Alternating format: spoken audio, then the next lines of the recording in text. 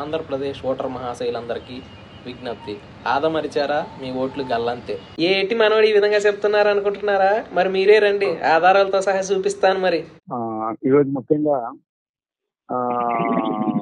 మీకు అందరి దగ్గర ఈ కాన్ఫరెన్స్ కాల్ చేయడానికి కారణం, ఇంట్రెస్ట్ గా BIOs తోటి కోఆర్డినేషన్ చేసుకొని ఎక్కడ ఏ ఓటర్స్ అన్అఫిషియల్గా డబుల్ ఎంట్రీస్ కావచ్చు, లేదా ఇంకెక్కడో ఉంటారో వాళ్ళు ఎవరైనా తీసేయాలన్నా, యాడ్ చేయాలన్నా, కొత్త ఓటర్స్ ఐడెంటిఫై చేసి మనం యాడ్ చేయించడానికి దీనంత దగ్గర మనం ప్రతి ఒక్కరూ కూడా ఇంట్రెస్ట్ గా దిగి మనం కోఆర్డినేషన్ చేసుకొని ఆ BIOs తోటి మనం తీసుకొని మాట్లాడి కోఆర్డినేషన్ చేసుకొని ప్రతి ఒక్క ఇంటి కూడా పోయి అడ్డట్టు ఏమైనా ఉంటే తీసేయటమా, యాడ్ చేయటమా అవన్నీ కూడా చేసుకోవాలని కూడా తెలియజేస్తాం. ఎందుకంటే డెత్ కావచ్చు అన్ని కూడా చేసేస్తే మనకి యాక్చువల్గా మనకి సంబంధించి మన పార్టీకి సంబంధించి మన పార్టీకి ఫేవర్గా ఉన్న ఓట్లు కూడా యాడింగ్ చేయించుకోవాల్సిన పరిస్థితి మనకు ఉంది.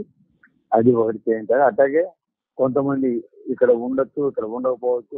ఉండకపోతే వాళ్ళు ఆ ఓటు మందా కాకుండా వేరే ఒకదా అనేది ఐడెంటిఫై చేసి, ఒక మంది అయితే ఉంచేసి మంది కాకపోతే దాన్ని డిలీట్ చేసేదానికి కూడా మీరు కృషి చేయాలని తెలియజేస్తాం. ఎందుకంటే ఇది చాలా చాలా ఇంపార్టెంట్ మనకి. మనం ఓటింగ్ చేయాలన్నా, మనం మంచి మెజారిటీ తెచ్చుకోవాలన్నా ఇది చాలా ఇంపార్టెంట్. 6,000 ఓట్లు తీసేయాలని వీక్షిస్తున్నారంట. ఆ 6,000 ఓట్లకు సంబంధించి ఆ లిస్ట్ కూడా మీకు వాటి వైపు నేను పంపించేస్తాను. వాటిని వెరిఫై చేసి మన వాళ్ళు ఎవరైనా ఉన్నారా లేదా, ఒక ఉంటే వాటిని ఎట్లా మనం కాపాడుకోవాలి, దాన్ని కూడా ఇమీడియట్ గా BIOs తోటి మాట్లాడి మీరు నాయకులు ముఖ్యంగా కొద్దిగా ఇన్వాల్వ్ అయ్యి BLA ప్లస్ మీరు ప్లస్ మన వాలంటీర్స్ కూడా కొద్దిగా ఇన్వాల్వ్ చేసి ఆ ప్రాసెస్ ని వీలైనంత తొందరగా కంప్లీట్ చేయాలని నా మనవి. చూశారు కదా, మరి మన కావాలి పెద్దారెడ్డి ఏం చెప్పాడు.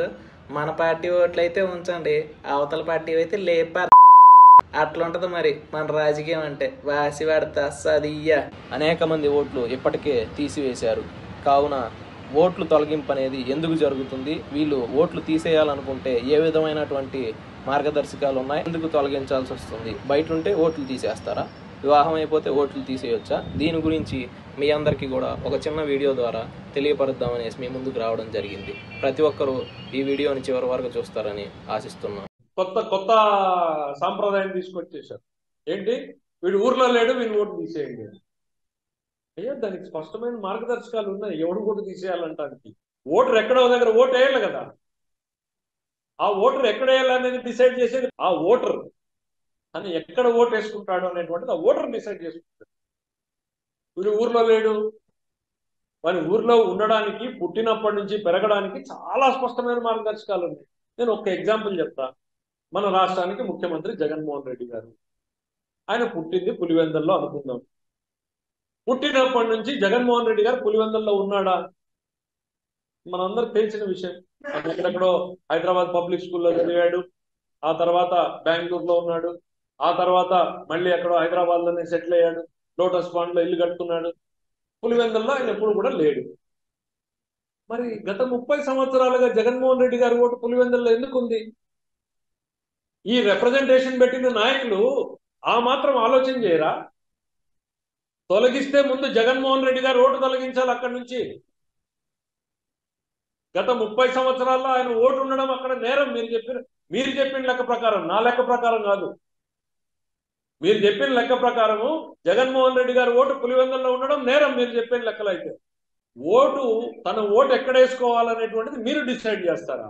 ఓటర్ డిసైడ్ చేస్తున్నాడు, ఎన్నికల సంఘం డిసైడ్ చేస్తుంది.